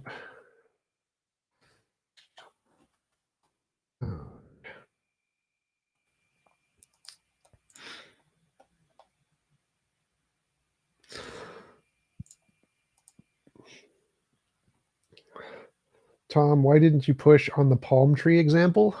The palm tree example was just that he had past experience of the thing existing, and if there's past experience of the thing existing, it's rational to say that it exists. I probably could have asked things like, how is God related to pine trees? Because pine trees we have lots of empirical evidence for. And if people were like had past experience of unicorns or leprechauns, would they be rational to believe that? But We covered that at a long interval at the beginning, so it was something we had already talked about. Thank you, Best in Show. Really nice, pleasant conversation. Appreciate it.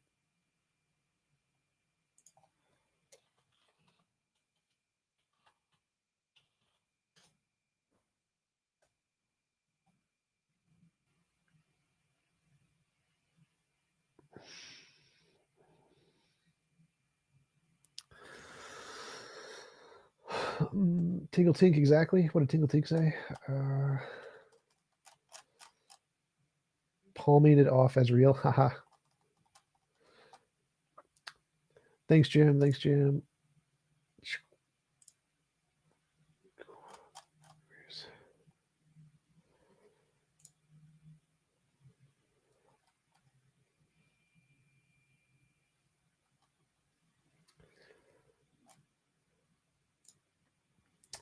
Matthew, I grew up non-denominational.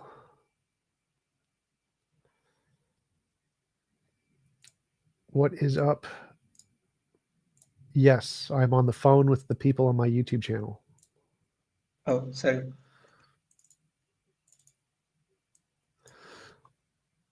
On the phone with like 200 people right now at the same time. It's a big phone call. TJump, are you rich? No. I make like 20 to 30 grand a year from YouTube's. I'm not rich. Send me money because I'm not rich.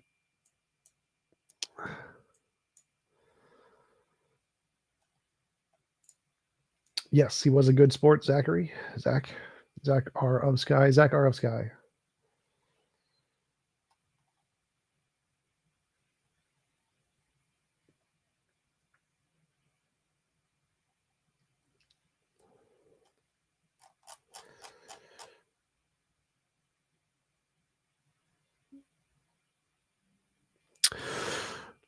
How's it going after show, guys, in the Discord? Simon, River Snow, Jeff. What are I'm you guys good. up? Nice. I'm good too.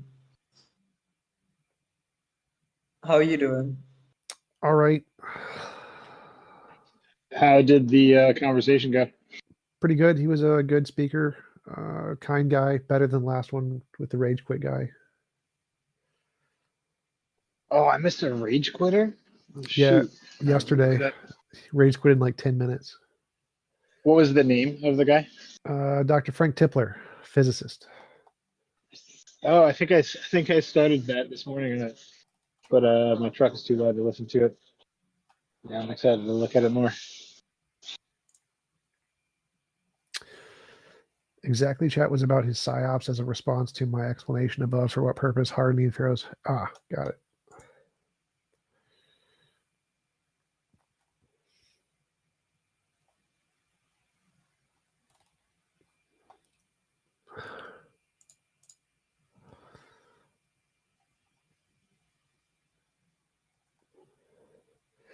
TJump, are you lazy? Yes. Definitely 100%. Absolutely yes. I need the money. Yes, I definitely need the money. That is true. I need like $4 million to start my atheist church.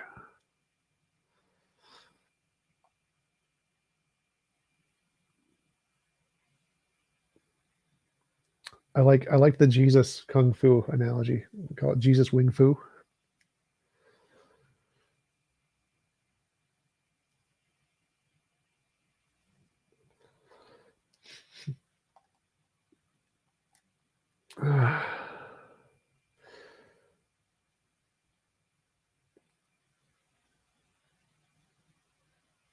I do not like Chick-fil-A. Chick-fil-A is cheap chicken. It's not as good. Target chicken is better. Popeye's chicken is better. Cane's chicken is better. What do you think of veganism? It's morally correct. Please explain what the difference is between God and Padme. Bill's Kung Fu master and Kill Bill. God killed more people. Jesus learned Kung Fu from the Buddhist monks. Favorite video game of all time would be Ninja Gaiden Sigma 2. Ninja Gaiden 2 for the Xbox, Ninja Gaiden Sigma 2 for the PlayStation 3.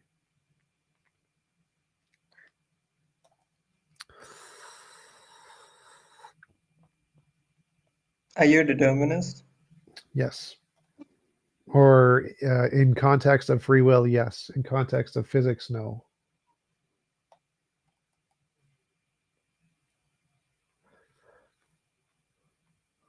Yeah, I think I'm the same way.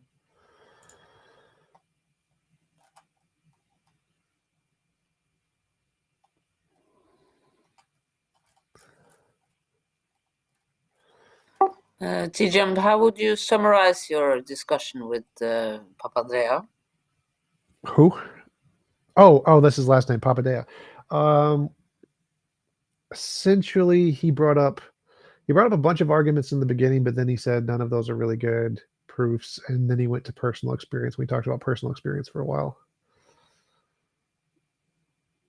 He brought up the BGV. I thought that was really interesting. I like that he brought up the BGV, and I got to show a quote of Guth and Valinkin saying that it doesn't actually show the big universe had a beginning. That was fun. I thought you enjoyed biking. I used to enjoy biking. I'm too lazy now. I need to get back into it. I need to lose like 60 pounds. BTV? Board Guth Valinkin. The Board Guth Valinkin theorem of the fact that inflation must have a beginning.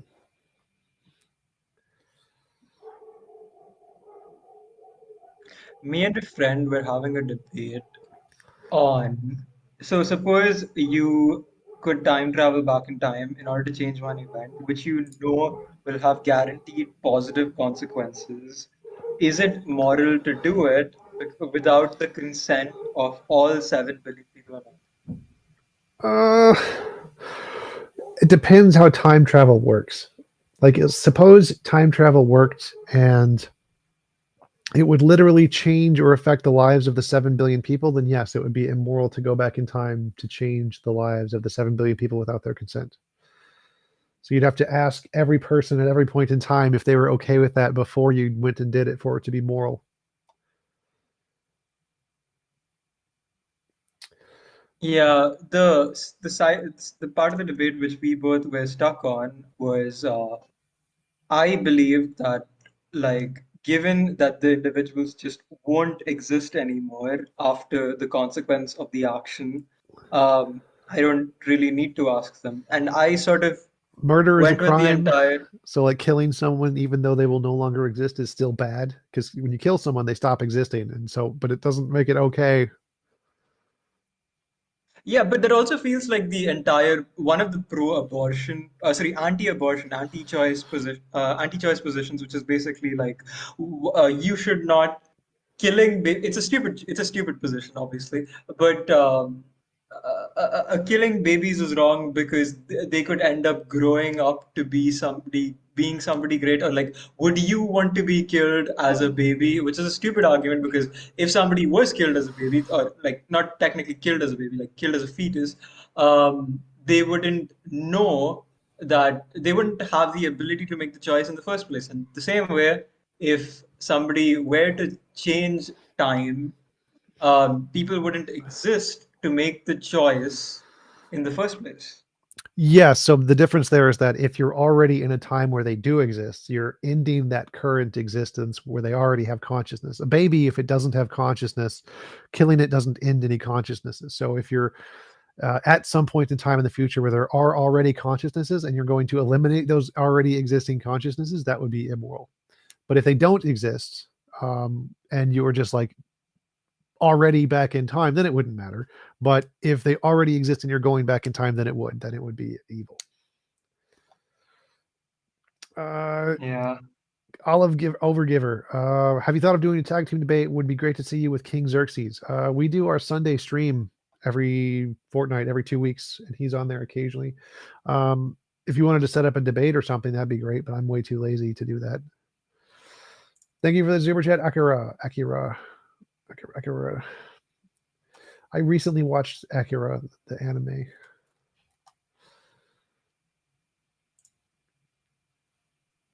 What do you think about it? What do I think about what? It was okay. I didn't like it that much. Hunter x Hunter is much better.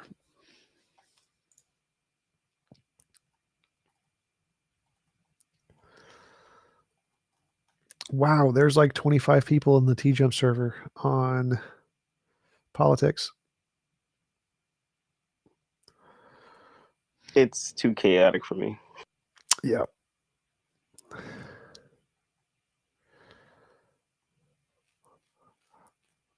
It'd be good if the over talking wasn't so crazy. Are you a mod on there?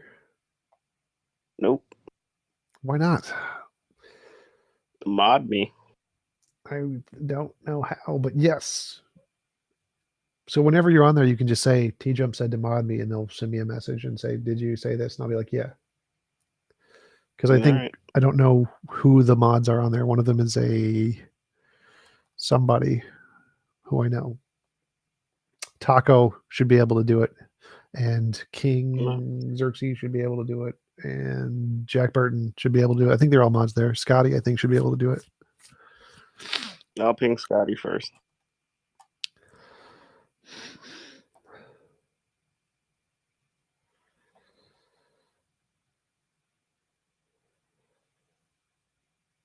Let me see what that room looks like now. See, King 101. Is King 101 the same as King Xerxes? Because they use like a similar image.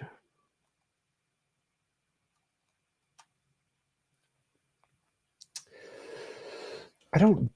Travis says, tried the carnivore diet to lose 60 pounds. I like food. I like food too much to diet.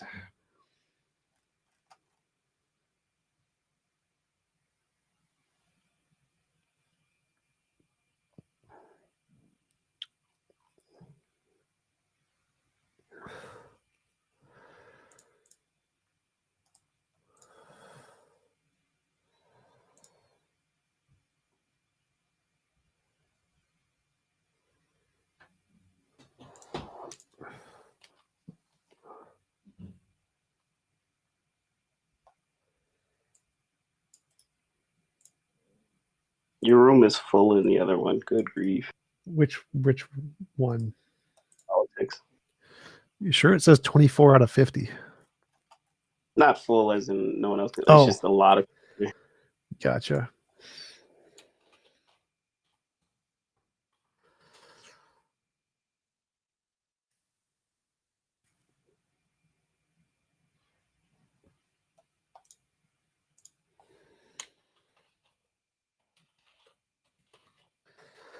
I'm just gonna listen in and see if it's chaotic or not. Sounds like a good idea. I'm gonna move over there too. I understand. From an You urban came on background. Discord to make your life seem more interesting, bro. Look, Shut your No, vanilla ass up. no, dude. I'm Wow, on he Discord called you because I have vanilla, no bro. life. I What the fuck? understand. Wow. You probably grew up in an urban environment. Like if I had a life right now, I vanilla, wouldn't be on Bro, Discord. come on, bro. Look, all we need to hear is so we can vindicate you, bro. We're here to help you. No, you're So not. we can Shut the vindicate fuck How do you up. know that? We don't know So- the full story. Some stale So how gaslighting, are we dude. gonna know the full story, man? Yeah, gaslight. I know he is. Bro, we're trying to help. What are you guys talking It's about? not even gaslighting. It. That's not gaslighting. That's manipulating, dude. What are you guys It's talking It's not about? gaslighting, man. They're. I know. I just What's the literally said difference it's from not gaslighting and It's not manipulation? manipulating Well, it's either, slightly bro. different because you're stop. goading because Hey, yo, because it's yo, Gaslighting is manipulation. manipulation. Yo, No, but it's Yo. it's a more complex Yo, manipulation. what are you though. guys talking but about? like just straight up like It's Yeah. manipulation. acting, pretending like Listen you're to their everybody. friend. Shut the fuck It's up, not man. gaslighting. Come on, guys. What are we You doing? need to shut the fuck up sometimes. Stop talking, bro. Can What you are we like doing here? what is the Yo, topic? why are New York niggas so uppity? Dude, pretending to be my New York? friend. New Hey, York- I'm New from York New York. Who niggas. else is in New York? No, you're not Yeah, from New New York. You're York from niggas. Montreal. Well, yeah, I'm from I'm Montreal, not from but the right now fucking I New live York. Yeah, in so New you York. weren't born and New raised York- in New York. New So you don't York know Okay, that but niggas. when New I'm York saying accent. from, I'm saying Hold currently, up. right I'm now. not Yeah, from but you're not in New Montreal. York. Stop talking Boss over me. the I'm gonna start muting. project I'm not- Yo, niggas. You're yo, supposed to be I'm in gonna New start York. muting Come on, every one of bro. you. I know, I'm- but stop talking. you said Stop you're from talking. New York. Stop so- talking. Stop talking. Who Topic. else is from New York? What is the topic? Oh, it's Yo, and TJ there's Jump. fuck niggas The in topic here, is bro. who else is from New York. Oh shit, boys! It's No. TJump. It's Yo, TJump, it's Oh, mute no. your TJ right quick, please. TJ We're talking about a guy who called a woman a slut and assaulted. Oh my god, can we just move on? Yeah, Let's let's not. move I've heard on, this so please. many Let's move on. fucking Yeah, times. sure. I do want to Dude, move on. I literally like left for my fucking Luna, Zoom honey, you lecture gotta and I came calm- back you gotta after calm 2 down. hours and you guys are Whoa, still whoa. talking about Yes. this? Wait, That's Luna, how Discord works. Luna, you went Allow to it. hold on, Luna, you went to a lecture but you stayed in Discord? Yeah, on Zoom. What kind the of lecture was pussy on goes Zoom. to a lecture? Oh, okay, okay. Yo, I'm just I wondering, thought like bro. you went into Yo, class, so but my your nigga, Discord's look, still look, open. look, look, bro. It was a Yo, fucking yo, 2-hour yo, lecture and I yo, come back and you we guys get, are like, still we're talking. trying to what Yeah, was your lecture because we about? don't have any lives. None of us have lives. Bro, That's we're why not we're on trying to Discord. believe that Clearly, you're a yeah. back. Well, Yo, neither do you. Mr. Excuse Nobody. me? Why else are you on I Discord? have a life. You're on Mr. I Discord. use you Nobody. guys as fucking background noise, Oh dumbass. shit! Wow. While I that's- Oh, study wow. for Oh med my school, God. Oh my god, dude. shut I'm up. That's all I don't you care. are, I dude. don't productive shit care. than you, Shut up, Mr. shut up, Hey, shut up. I'm not Bring saying, up a topic. hey, Luna, Bring up I'm a not topic. saying that you don't Bring do up a more topic. productive shit. Bring I'm up a just saying topic. that, like, Discord really. Yeah, because Yo, so background Mr. noise. I Nobody. live by myself. Oh, I damn, live I feel alone. so I need some degraded. social Okay, that's interaction great. Let's sometimes. do the Yeah, social you live by interaction thing. yourself. You're no Bring up a topic, some topic of something. We're that's talking actually, about me. Let's talk about the benefits of Don't give a circumcision shit about you, compared to Luna. uncircumcision. TJump, Well, can I'm you about mute to that fuck bitch, Luna, DJ ass please? nigga. All right, nigga. Luna, what's your moral framework? What? What do you mean? What do you mean by moral framework? I don't have any morals. All right. Yeah, this is the best we're gonna The get only from thing her, I bro. live by Yeah, is Luca. dude, we already know Yeah, this. just mute Luna. her. We Just know, mute we her. know, Luna. You have no wow. morals. You're a slut. Oh, Jesus wow. Christ, dude. Wow, you really want This is to how you talk talk to to that? women, bro? Really? like Luna's This not is talking over. Hold crazy. up. Luna's not talking over anybody. Like, At least I don't just get a handy. I get a head too. so let's go to actual topic. How many You could have babies delivered have you that better. aborted so far? Stop. You I could've- don't you give a really shit. I could've. don't give a shit. could've, Bring I up something that could've. actually Thank fucking you. matters. Okay. Evidence, God, What do you philosophy, mean? any Evidence? topic. Let's You talk about Nigga, God. get the Hey, fuck I outta believe here in with you wanna God. watch bullshit, nigga. evidence? Yeah, Fuck outta here, epistemology. nigga. That's what evidence is. My God is Yaldabaoth. He's a snake/lion god that was created by the mother of all. Hey, You want this to talk nigga about wants us Yaldabaoth? Hey, to who's be the his mother of fucking all? monkey for entertainment, nigga. The mother of Nah. all is the mother of all. Oh, okay, great. Well, I This got is no boring. further argument. That's boring. I'm heading off. See you guys later. This is the freaking cancer and politics server.